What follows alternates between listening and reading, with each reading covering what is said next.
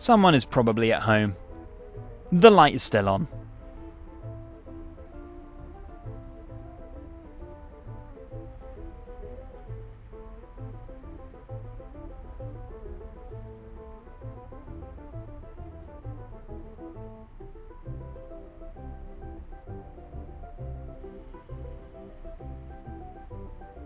I think when the mouse moved in under Alfredo's pizzeria, it didn't know about Alfredo's vegan plans.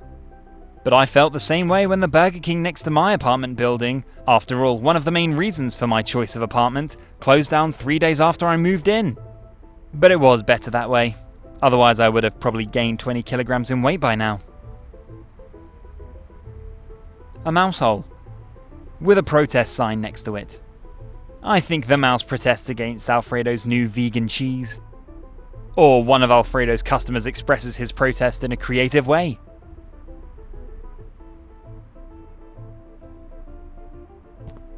Since the invention of vegetarian salami, nothing stands in the way of a vegetarian salami pizza. And after all, every good pizzeria needs pepperoni pizza in its assortment. The menu of Alfredo's pizzeria includes only vegetarian dishes, praising a new vegan cheese pizza for the near future. Sounds delicious. Pizza in 1,000 variations and all vegetarian. Since the invention of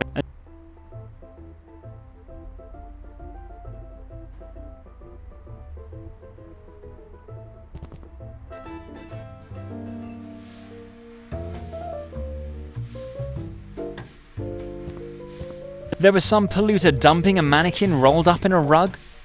At least, I hope very much that it's only a doll.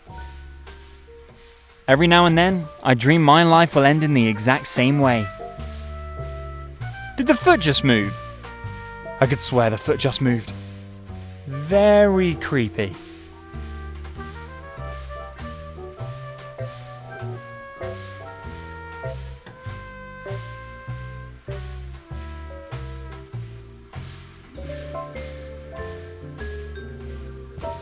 It makes you want to go shopping right away. Amazon's assortment is nothing compared to that. Wow! So many exciting things. One more illegal than the other. The sign says back shortly. The seller seems to have more important things to do at the moment. Maybe I'll have better luck later. The sign says back.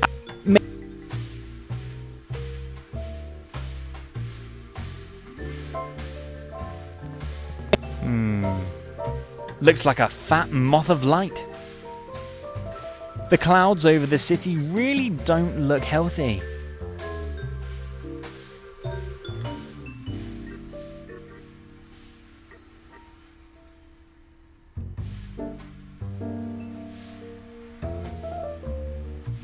Someone's turned a spotlight on the smog clouds hanging over the city. Surely some environmental activist. Looks like a fat moth.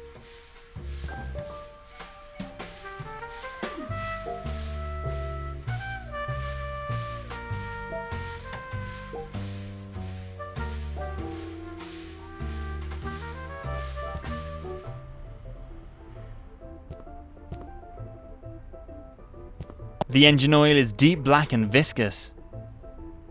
This looks like a puddle of thick engine oil. Some car left a big puddle of engine oil here. The engine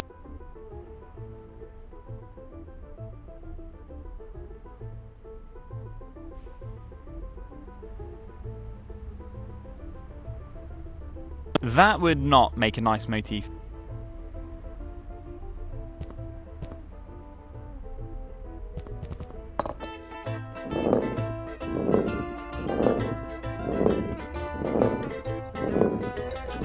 I wonder if Alfredo has to eat all of his pizza dummies himself by the end of the day.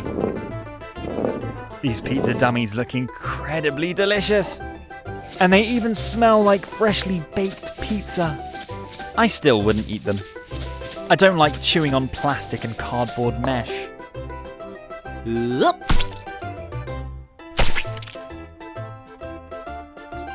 Behind the display case, Alfredo has a selection of his most delicious pizzas on display for your perusal. But I'm pretty sure that these are all just dummies and drawings of pizzas. Still, they look so incredibly delicious. Pretty brave as a pizzeria to offer only vegetarian and vegan dishes, but it's definitely a good, unique selling point. Some of the pizzas on this menu sound really delicious. Alfredo has only vegetarian and... Welcome back, my young friend! Are you aiming for a career as a pizza boy after all? A good decision! Is your new sensational vegan cheese pizza available for purchase yet? Unfortunately, not yet, my young friend. The package with my self-invented cheese 3D printer, Cheese Replicator 2000 XL, is unfortunately stuck somewhere in the mail. But I expect it every day. And then you are cordially invited to become the first customer of my new sensational vegan cheese pizza. Really? A 3D printer for vegan cheese? Sounds really interesting. This is more than just interesting. It's nothing less than revolutionary, and will turn the whole pizza industry upside down. 2 years of hard work and all of my grandmother's savings went into my invention. You really invented the cheese printer yourself. How come a pizza maker has this know-how? No offense. No problem. I'm not offended by your question. And in fact, that's one of the first things I'm always asked. In a previous life, I was a doctor of bioinformatics with a degree from the prestigious Cambridge University. Until I was forced by a death in the family to take over this pizzeria. And for me, completely unexpectedly, baking pizza and garlic bread gave me more pleasure than developing scientific formulas and programming. You really have a PhD in bioinformatics. Wow! I'm also studying computer science. I've only been doing it for 7 years, and I also love pizza. I wonder if I might be better off pursuing a career as a pizza boy. I guess you have to answer that question for yourself. So, how did you come up with the invention of your Cheese Replicator 2000 XL? Well, the idea came to me in the course of converting my pizzeria to pure vegetarian and vegan dishes. To prevent animal suffering? Yes, exactly. 3 years ago, my wife brought in a little teacup pig. A piggy that fits in any handbag? Yes, exactly. And even though I rebucked my dear wife at the moment with a few really rude swear words, I've grown really fond of Pig Betty in the meantime. And pretty soon, it was impossible for me to make a pepperoni pizza without having Betty's sweet but deeply sad face in front of me. Well, and even if the switch has cost me some customers, I did not regret that my menu is now free of animal suffering. I think it's great. Really. I'm a vegetarian myself, and a vegetarian salami is now almost indistinguishable from a real one. Hooray for science! Yeah, there's really no good reason to massacre Betty's brothers and sisters for a delicious pepperoni pizza these days. But anyway, back to my invention. The Cheese Replicator 2000 XL. Great name, by the way. The machines that produce the food on the Starship Enterprise are also called replicators. Where do you think I got this inspiration? Really? Wow! Yep, Captain Picard would be proud of my invention. An invention that can replicate any type of cheese, really any type, 100% at the molecular flavor level. And this is important, the texture is also identical to that of a real cheese. The cheese will melt finely and creamily on any pizza. And it will get a light, golden brown crust when baked in the oven. And with 100% vegan ingredients, not even milk is needed. Wow! That sounds really revolutionary indeed! Is yeast the base for the cheese then? Or another organic leaven? Please understand that my information is top secret. I didn't spend every 3 minutes of my 2 years developing my cheese replicator only to reveal its secrets to the first pizza boy who came along. Of course, I understand. I just find it super exciting. I've not yet eaten a vegan substitute cheese that actually tasted 100% like real cheese. My cheese, or rather my cheese pizza, does not differ in taste from real cheese pizza, and that's down to the last flavor molecule. Fascinating. And if the trial run in my little pizzeria is a success, I will recap my grandmother's savings in no time by licensing the corresponding patent. And as a final step, I will open Alfredo pizzeria across the country, gradually eliminating real animal suffering cheese from our pizzas. I will the beginning of a new era. I am honestly very impressed. And I would love to be the first to try your 100% real fake cheese. You are welcome.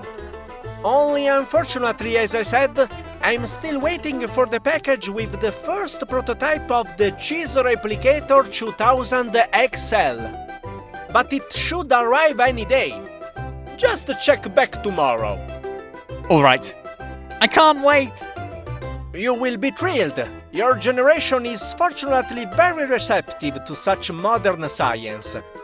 Which makes me believe that our planet might have a chance after all. I firmly believe in the 23rd century utopia of Starship Enterprise.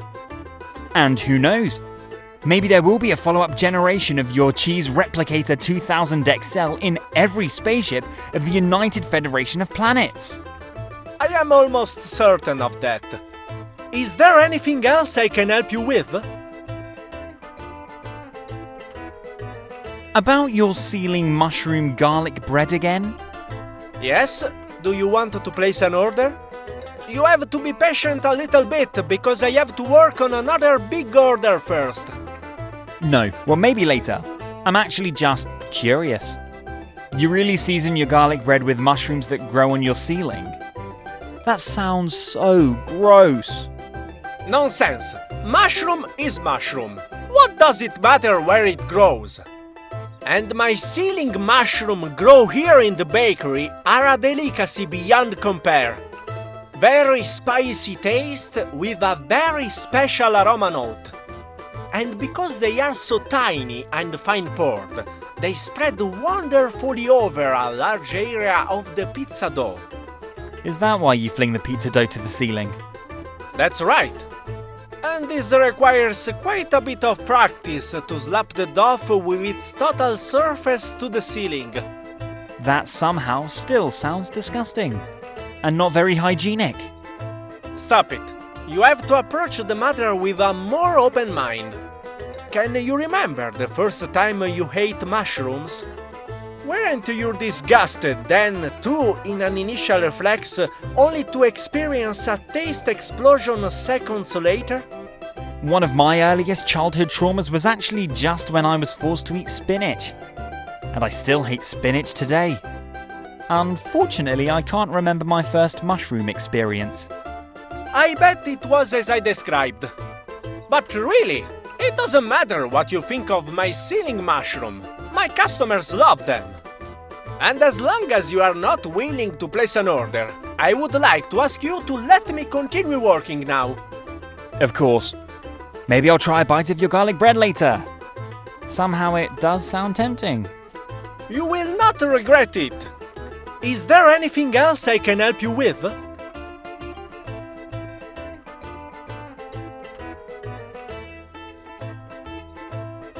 So Alfredo's really only serves vegetarian dishes?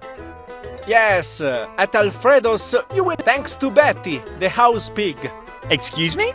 Betty! My pet. With Betty's move-in, my view of salami and ham has fundamentally changed. You really have a pig? In your apartment? A teacup pig? Yes, a very tiny one. And yes, pretty soon after that sounds cute. yes, but then And I have no and I have to and I think that, yes, and the saying goes, better late than never. true enough. But why are you asking? Did you want to order something? Later, maybe. Your ceiling mushroom garlic bread sounds tempting. Great! Let me know when you want to place your order. Is there anything? Do you really think I have what it takes to be a pizza boy? You? As a pizza boy? Are you seriously asking me that? Yes, because somehow everyone I meet in a first reflex thinks I would deliver pizza. Yes, of course, everyone thinks that. As a pizza boy, you would be an absolute natural. I think you have everything it takes. The looks, the youth, you don't mumble, and generally have that natural pizza boy charisma that only the best of the best bring. This is a real gift, my young friend. A gift. Pizza boy charisma. That actually sounds unflattering. Nonsense! That means nothing other than that you would swim in tips. And I would have to pay you less base salary. And not insignificant advantage in the pizza boy job market. There really is a job market for pizza boys. Certainly. And it is fiercely contested. But most newcomers in the industry think just because they like to eat pizza and ride mopeds, they would also be a good pizza boy. But that's not how it works. As a pizza boy, you are the fighter of every pizzeria in the front line, and you play a key role in ensuring that a customer becomes a regular. And a young handsome guy like you, who sure is popular with the ladies, could give a pizzeria a decent boost in sales. Sure you don't want to put me in an escort service? And you are funny too? This is getting better and better. You should really seriously consider a career in the pizza industry. You wouldn't regret it. Are you currently hiring? Not at the moment. But if the business with my new sensational vegan cheese pizza gets going, and I cannot save myself from orders, then I can certainly use all the help I can get. It's best to come back next week, with your completed application documents. And some topless portrait photos too, please. Topless photos? I really wonder what kind of menu you serve your customers there. You are so funny! Your charisma is unbelievable. Simply unbelievable. An absolute natural. Is there anything else I can help you with? Thank you. I better go. Of course! You are always welcome at Alfredo's.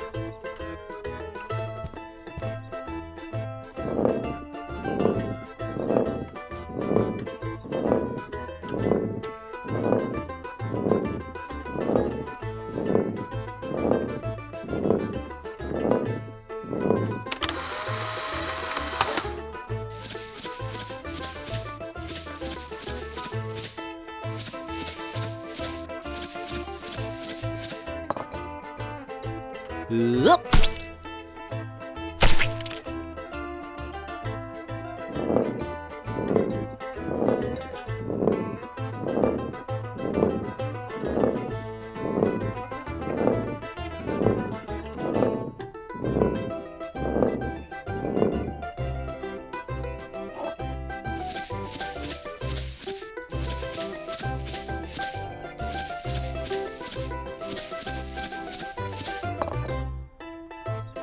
Up.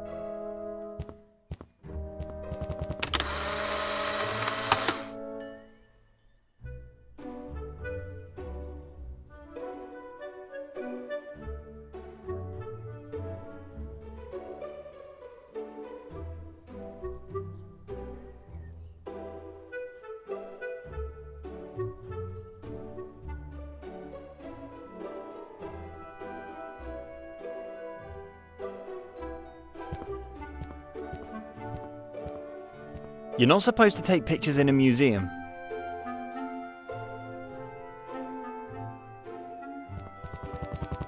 No, I don't want to waste the photographic plates in the Polaroid camera.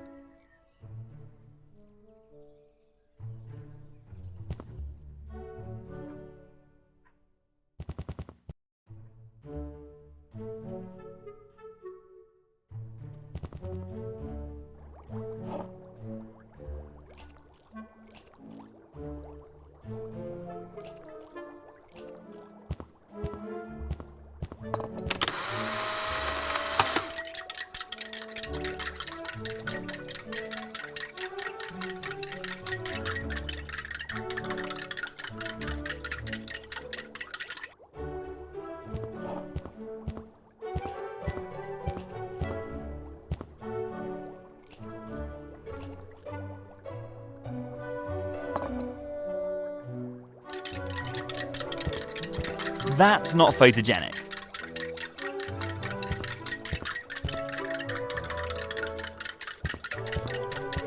That would not make a nice motif.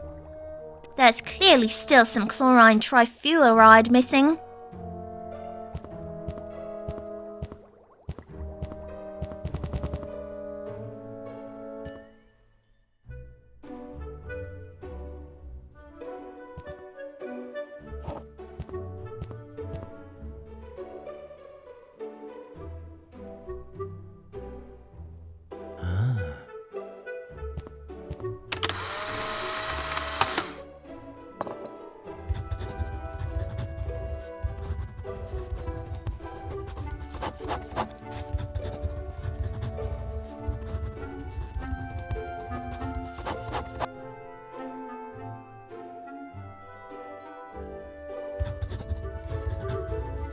I think that would be stealing his soul.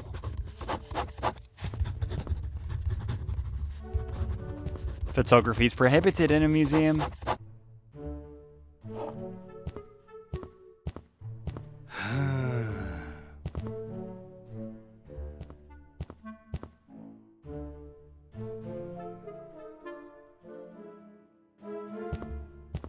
That's not photogenic.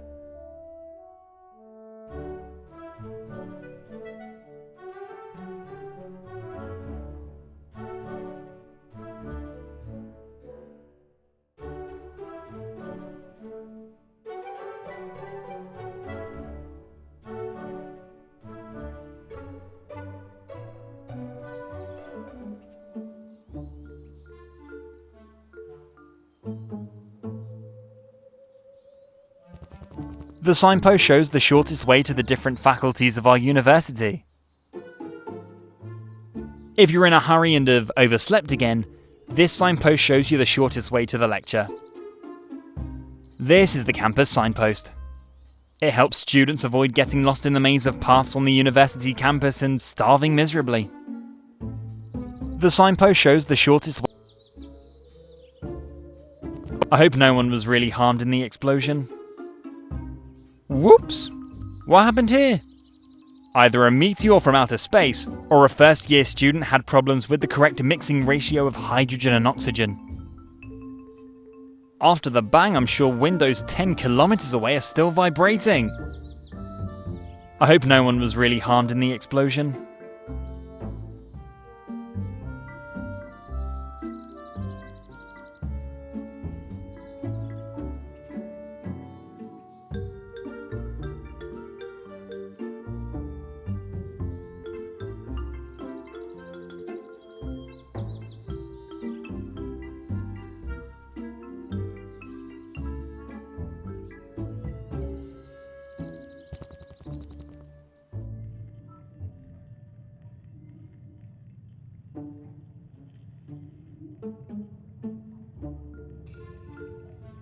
Now that's what I call a realistic looking head made of plastic. And the head can even talk! Yikes!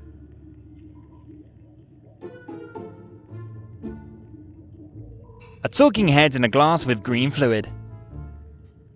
I wonder if the head belongs to one of the scientists employed here. It doesn't. The head belongs to a penniless programmer of video games.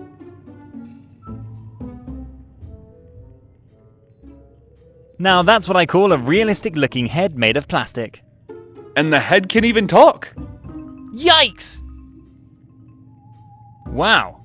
Now that's what I call a realistic looking rubber head. Rubber head? Have you ever seen a talking rubber head? Oop, the head speaks. There's some kind of technical gimmick? Hey, I could ask you the same question. That's fascinating. Talking head in a jar, I only know such things from TV. The head has a name. And feelings. If I may introduce myself. Axel, successful video game programmer. Currently retired until further notice, unfortunately. Programming video games is unfortunately somewhat difficult without hands. So you're real? That's fascinating. You already said that. Sorry, I'm just completely overwhelmed now. I'm Scott, by the way. Pleased to meet you. You haven't seen my body anywhere, have you? I was promised that the experiment would only be temporary. That was 2 years ago. Sorry, no. Why the heck did you agree to this experiment in the first place? I did not! This is a clear case of deceitful body robbery! Even though they are probably on the safe side contractually, unfortunately. What exactly happened? I'll have to elaborate a little on that. I am curious. Well, did I mention that I am a successful video game programmer? Yep. Have you deployed anything I need to know? Of course I have. Ever heard of Slice the Ice? But I'm sure you have that. Actually, no. Really? Never played Slice the Ice? The challenging physics puzzle game with Scrappy the blue polo weasel. Sorry, still doesn't ring any bells. That is a pity, and a real gap in your education, which you'd better close today. Where can I play this? And what's so great about the game? What's so great about it? 100 in words. 100 levels of challenging physics puzzle fun. Help Scrappy save his yellow rubber duck on a wild journey through ice and snow. Scrappy was the polar weasel, right? Sounds cute. It is, and the game is as simple as it is challenging. Cut blocks of ice and save the rubber duck. What fun! And the best part is that the game is completely free if you want to play it on your mobile. Only for the PC it costs a little something. After all, I have to live on something. Oh, I'd like to take a look at it. How do I get the game? Well, just visit the website slicetheice.com and you're almost there. Slicetheice.com. Just a moment, I better write that down.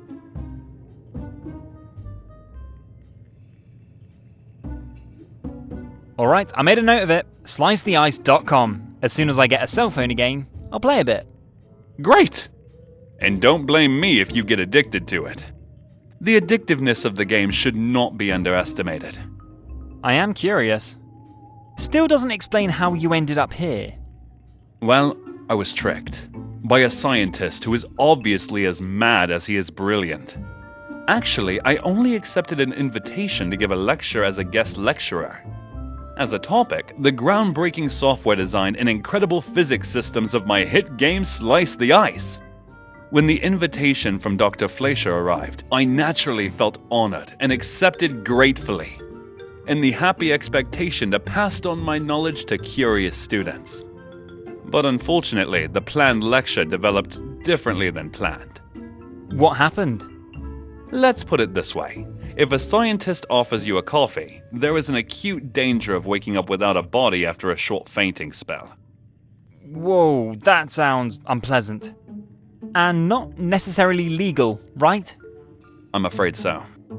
Before said coffee, I signed a document pledging to the university to conserve my knowledge in groundbreaking software design for future generations. I felt flattered and did not necessarily take this sentence literally, but I should have. The key word here is conserve. Oh, I see. Conserved as in head off and conserved in a jar with water. That's annoying. That's why you should always read the fine print in the contracts.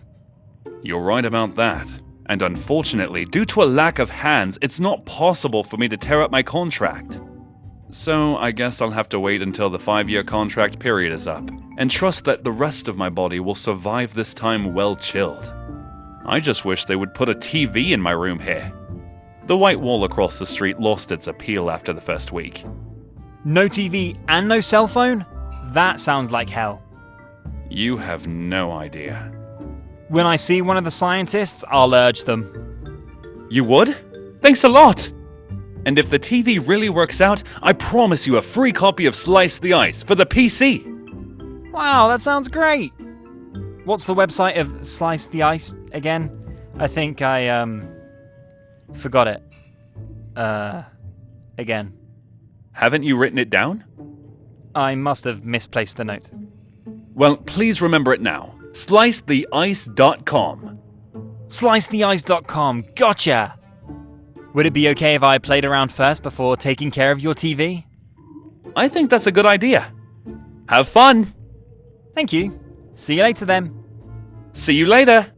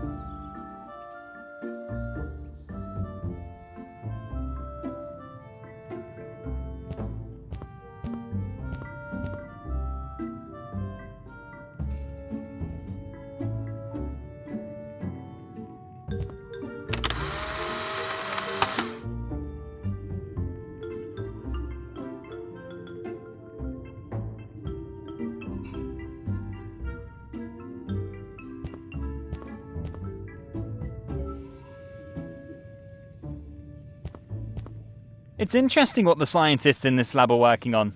There's lots of great ideas.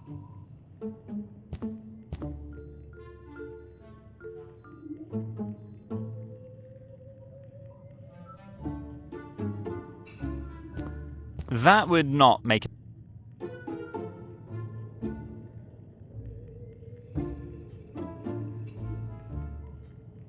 I'm pretty sure this is the design of a flux capacitor from Back to the Future. Should science really be ready by now and have made the breakthrough? Fantastic! I'm tempted to write a few formulas of my own on the wall. I have so many great ideas! It's interesting what the scientists...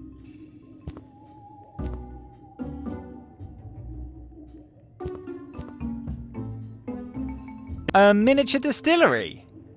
There's nothing like a sip of moonshine after a hard day of science stuff. I wonder what moonshine tastes like. Maybe I'll find another vial around here somewhere. What's drinkable and what would kill you? Methanol. Ethanol. I can never remember that. A miniature distillery. There.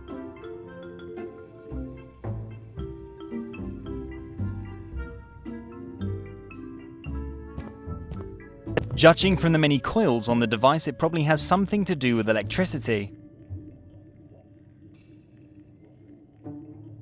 I think this thing is a kind of power generator, just for the pocket. Of course, only if you have deep pockets, like me. Looks like there's an important part missing.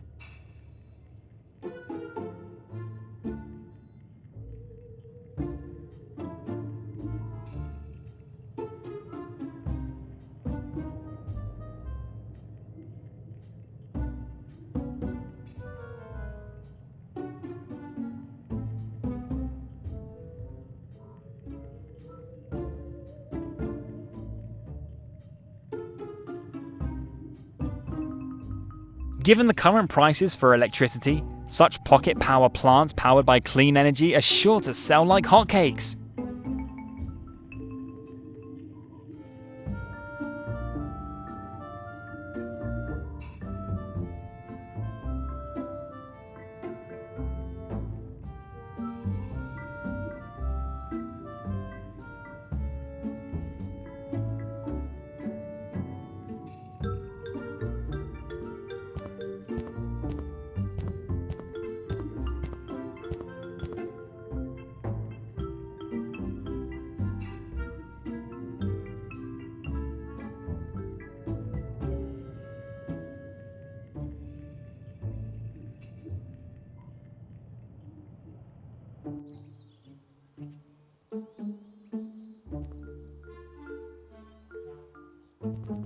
Whoops!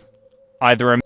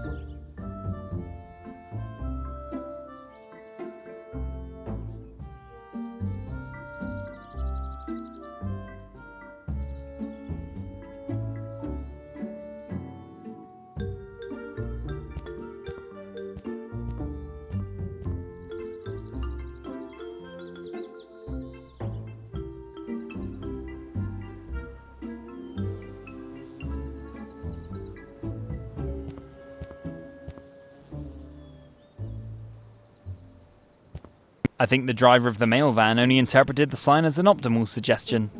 Bad mistake. The sign says forbidden, road closed. Decorated with a few tire tracks.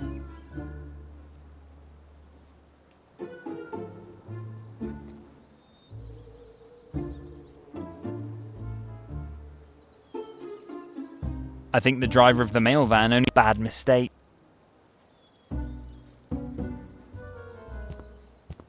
The box full of tools is needed for work with concrete and stone. I hope the tools are made of stainless steel. Rain was forecast for next week. A toolbox. The construction workers working on the road here must have forgotten it. When I look at the hole in the road, I can only hope that they're still okay. No, I've already borrowed enough tools on short notice. The construction workers who work on the road here must also be finished at some point.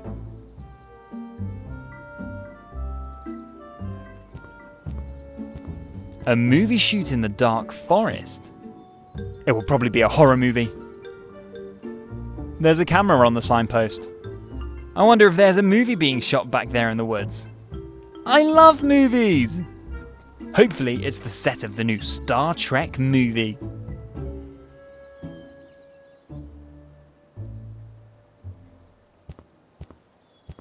Oh dear, what happened here? It must be hundreds of miles deep, and at the bottom flows a river of lava. I've seen enough movies to have an accurate idea without having to look down.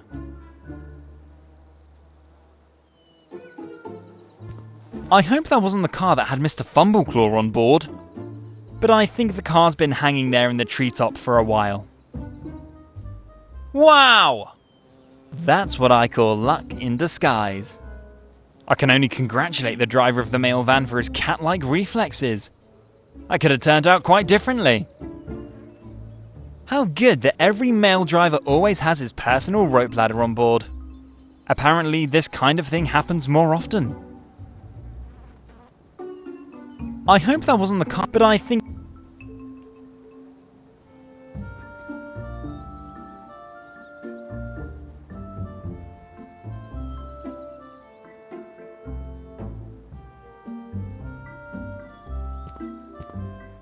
I also wish to live in the countryside in a small village. Nobody will complain about my 20 cats in the countryside. The view from up here is really great. Even if every second there's a danger that a bridge will collapse. It's worth it.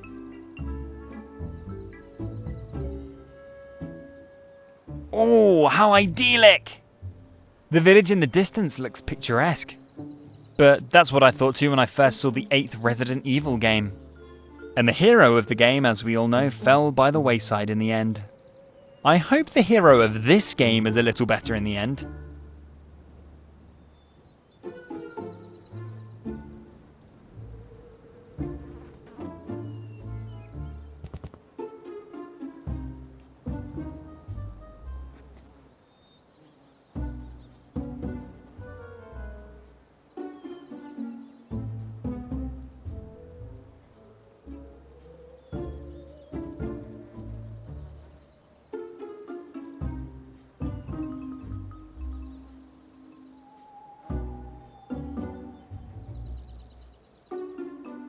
No, I've already... The construct...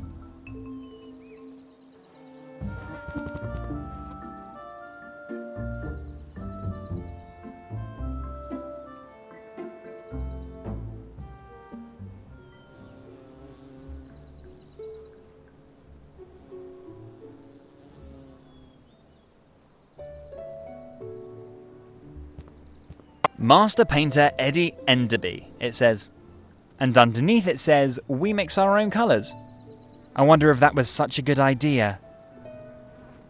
The house, or rather this door, belongs to Eddie Enderby, former master painter. I suspect his career as a painter came to an explosive end.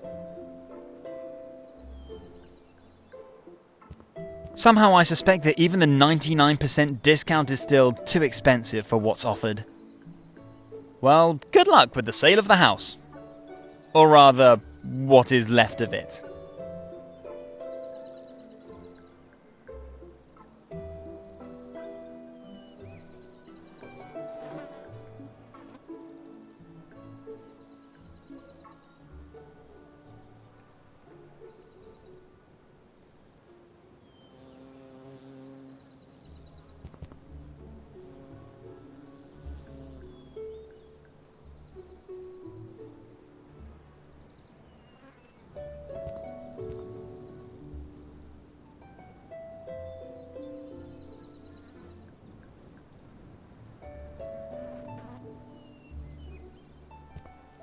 Wouldn't it be great if that had worked now? But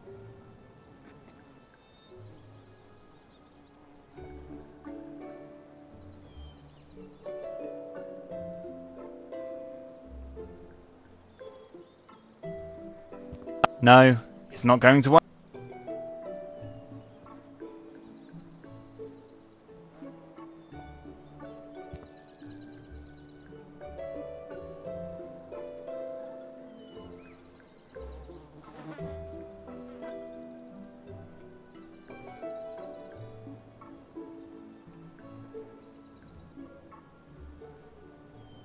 I do not do violence to animals. Not even if they're made of plush.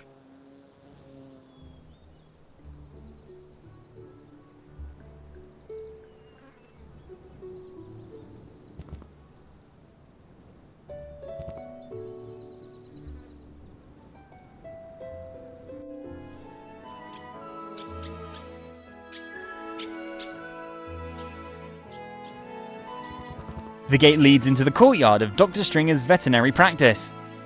However, it's closed at the moment. Presumably Dr. Stringer's making house calls right now. Too bad. Well, maybe I'll have better luck later. Veterinary practice, Dr. Alfred Stringer. Dr. Stringer has a reputation as an excellent and self-sacrificing veterinarian.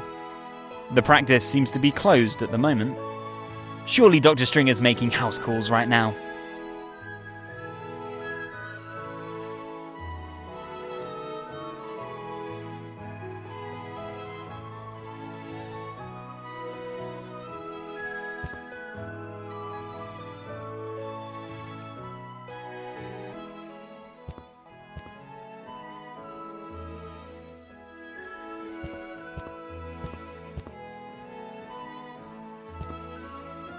If I were a dog or cat, I would only seek treatment from Dr. Stringer. Well, maybe in my next life as a Dachshund mongrel, even though Dr. Stringer will... the practice, surely Dr. Stringer's making house calls right now.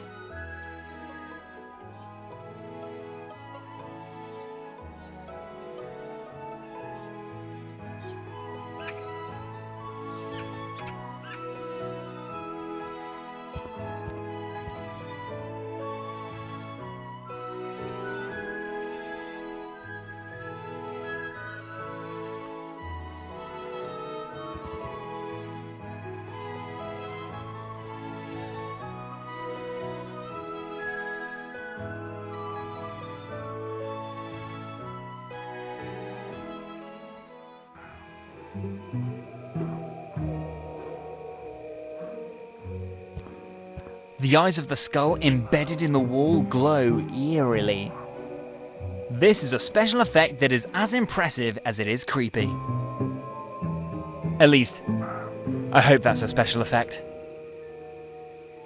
In another game, the skull would have a name like Barry and chatter endlessly.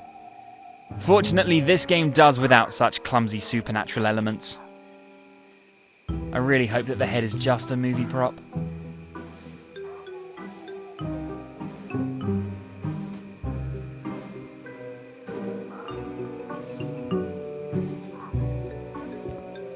The heavy gate obviously acts as a barrier between the creepy estate of Vlad Popescu and the living world. The gate has seen better days. I don't think it can be moved another inch. I better not touch the gate. My last tetanus shot was a while ago.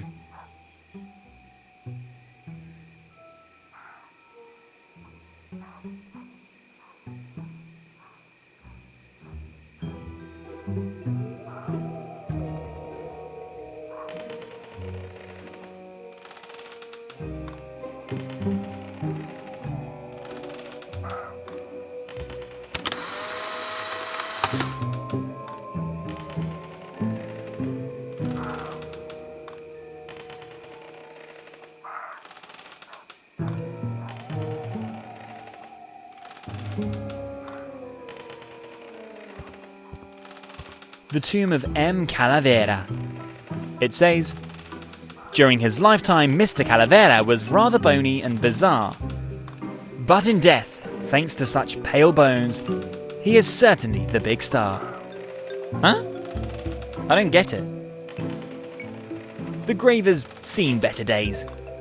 If you can say that about a grave anyway. The earth looks freshly churned. Eerie.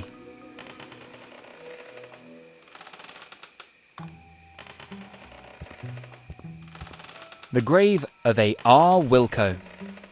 It says, he always reached for the stars, but didn't make it, according to his memoirs. The gravestone is already quite weathered. There's a hand sticking out of the ground. Presumably, Mr. Wilco was not very comfortable with his burial.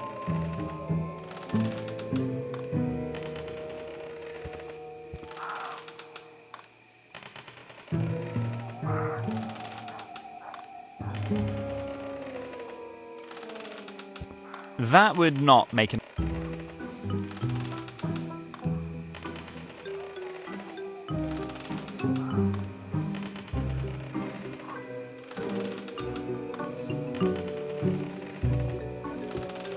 An old rocking chair.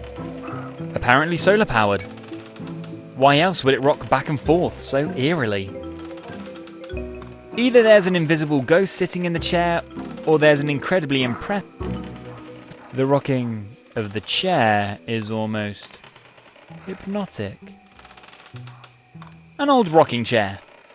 Apparently, why...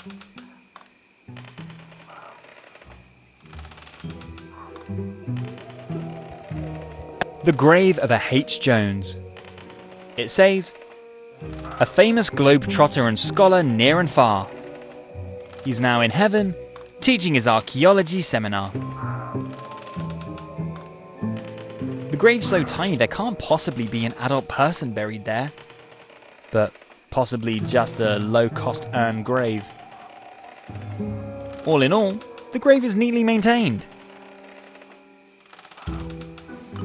The grave of one L. Laffer. It says, while alive he chased after every young girl's bust. It didn't take long for him to bite the dust. This gravestone's a bit older. I suppose he is at least from the 80s of the last century. The grave of one L. Laffer. It's this grave.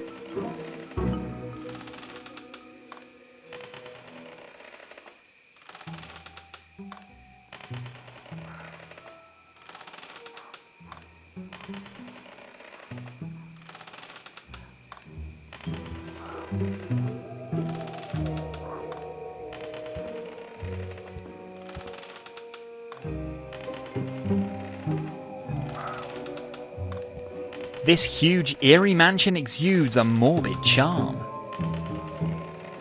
It almost seems as if the house whispers to me, "Come in, young friend, and stay for eternity." But it's more likely that hell will freeze over than that I'll even set foot in the... I've played enough point-and-click adventures to know that I'd better steer clear of such houses.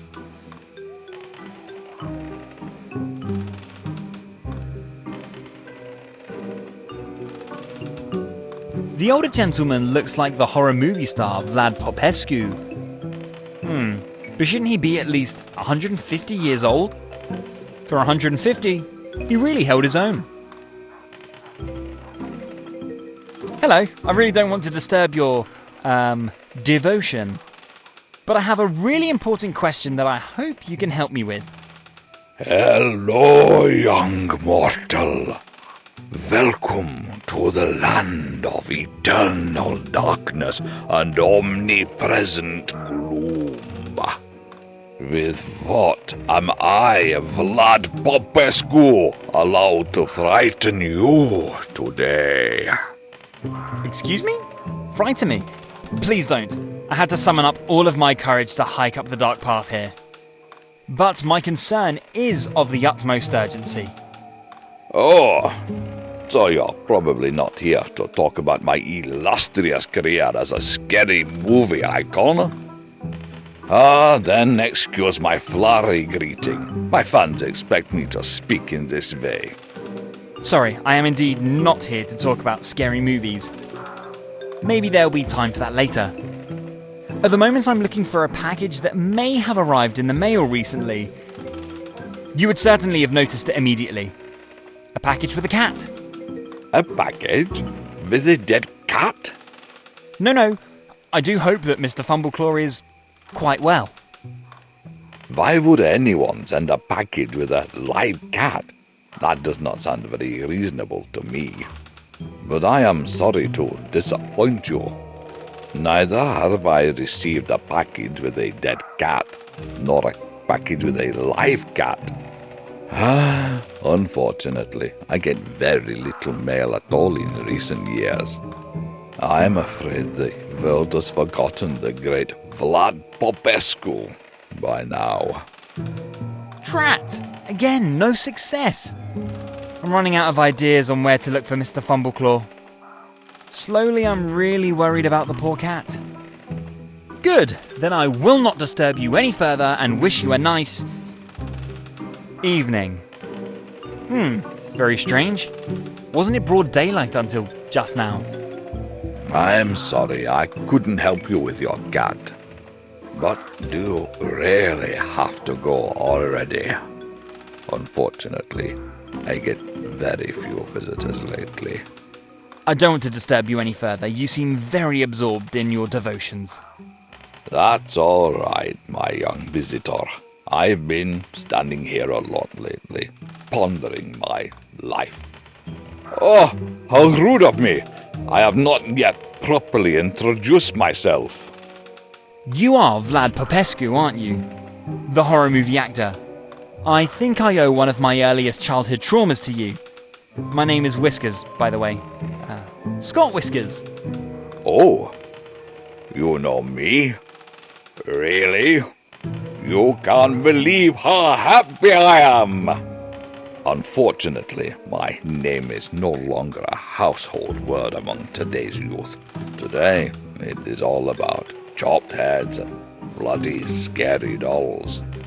The times of dignified scary cinema are unfortunately long